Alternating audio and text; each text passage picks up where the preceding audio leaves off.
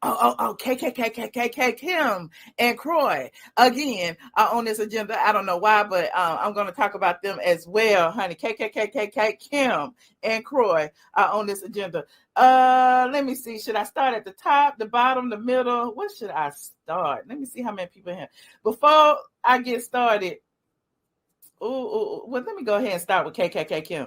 KKK Kim and Kroy are in the news this week because apparently, remember, I told y'all a couple of days ago that they have been unceremoniously removed from their mansion. And I know it was several months ago, but we just not getting the tea. It was back in April that the new owners who purchased the home in February and allowed KKK Kim and Kroy to rent while they decide what the hell they was going to do with all their stuff that they have amassed over there and all the years that they've been over there, decided to go ahead and kick them out because I don't know if they weren't paying rent. But the thing was tenant holding over. They got a writ. They got the sheriff to show up, and the sheriff was over there for 2 or 3 hours, actually carting all KKK Kim and KKK Kroy stuff to the KKK curb. Okay, now we know all that, but the real gag is they've been going through a divorce for what, about 2 years now. Remember, Kim has been claiming that Kroy spent all her money. Then we got what's her name? Arianna. Is it Arianna or Ariel? I be confusing her with the Little Mermaid child. But Arianna Biermann, who is on the Next Gen New York City, she actually said that KKK Kim and KKK Kroy had spent all her KKK cash, okay, as she was growing up. When she was young, you know, she had all these Instagram followers from her being on the show. And apparently they took all the money and she don't have no money no more. Well, apparently now it's been reported that KKK Kim and Kroy are still together because they are not they have decided to dismiss their divorce. And I'm like, wait a minute. Wait, you took us through all these 911 calls. You took the police department down there in Milton, Georgia, all the time coming to your house, all that ghetto arguing and fighting. You got the neighbors upset because the dogs is running without no leash on. And you telling me that now you want to dismiss the divorce? Like, y'all think I'm joking, don't you? Y'all think I'm joking. It's all over the internet over here on the Caucasian People News. Okay, shout out to the U.S. Sun and reality TV and a whole bunch of other people. Okay, listen, back on. KKK Kim, Zolciak, and KKK Kroy have filed to dismiss the divorce case days after she accused him of physical violence. Listen, they are still together with all them kids. Why is that Jaguar ad up there like that? They are still together with all them damn kids. You knew they wasn't going nowhere. Kim got 5 kids, 2 by somebody else, and Kroy is like in his 30s, look like he damn near 50 and stressed out. He done grew a beard and everything, trying to hide from the press. It's just a mess. Okay, you said they should be in jail for misuse of police officers. I agree, because if they were BBB black, they would be in JJJ jail. Okay, so listen, according to U.S. Sun, child, they said they can exclusively reveal that in a stunning about face, Kim 47 and Kroy 39. I told you Kroy ain't even 40 yet, and he looked like he is damn near 60. Jointly filed to dismiss the case in its entirety on February 21st. Okay, so listen, before they got kicked out the house, they had decided that they was gonna dismiss the divorce. I don't know if it was because they can't pay, because if they can't pay the rent on the mansion that they just sold, and everybody is coming, the creditors are coming, the BMW people is coming to look for the Rolls Royce. Listen, if they can't pay their bills, Amex is looking for them. They said Target even sued them. Then I know they can't pay them attorneys. So I'm thinking that they decided to go ahead. It's cheaper to keep her, honey. It's cheaper to keep him, and it's cheaper to keep her, because at the end of the day, they can't pay for the attorneys who are been filing for their divorce. Okay. Now, as you know, they have accused each other of physical abuse. Okay. Kroy actually filed for divorce back in 2023.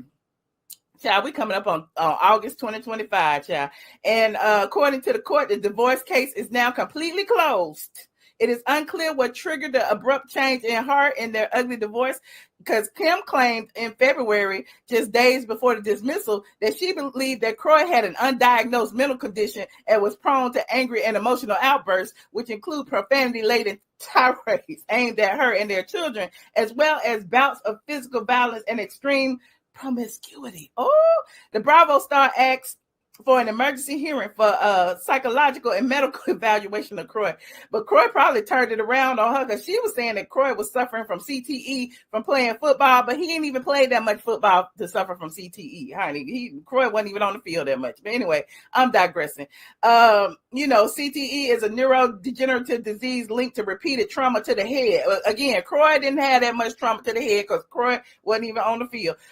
In the filing, she asked that Kroy's mental state be evaluated, but that's neither here nor there because it's been dismissed. Okay, now as you know, Kim was the first to file for divorce back in May 2023, and then they dismissed it, and then Kroy refiled in August, and then whatever happened. Kim been flouncing around all over the internet with all kind of people, and Kroy has been accusing her of cheating.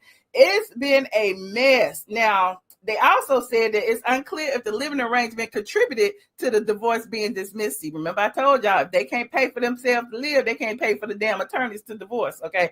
That the marshals physically removed them back in April. Okay. Now, the new owners of Kim and Kroy's estate began the legal process to remove the former couple from the property on December 12th, 2024.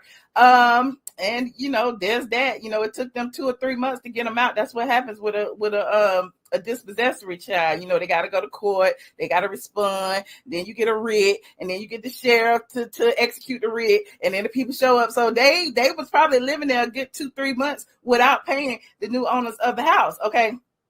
Now, as you know, as I previously reported, the marshals came about 3:30 p.m. and by 6:45, all of the stuff was on the curb and the home's occupants were gone. Okay. The marshals checked the box confirming that the pair had been ejected from the residence. So, I don't even know what to say, child.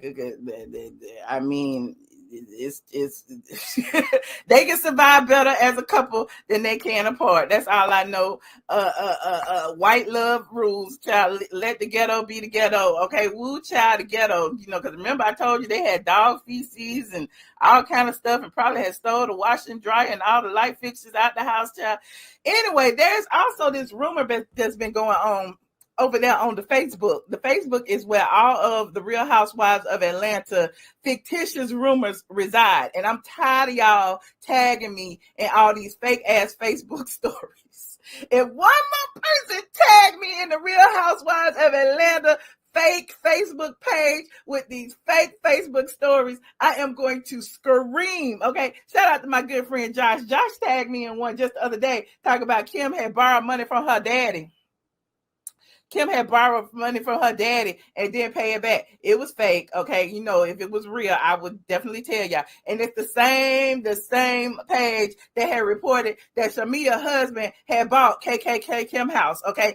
Shamia's husband has not purchased Kim Zolciak's house, ladies and gentlemen. They have not. The actual people who purchased Kim Zolciak's house is in, listen, don't let me find it for you. Hold on. Let me find it for you. What's her address? I forgot the address.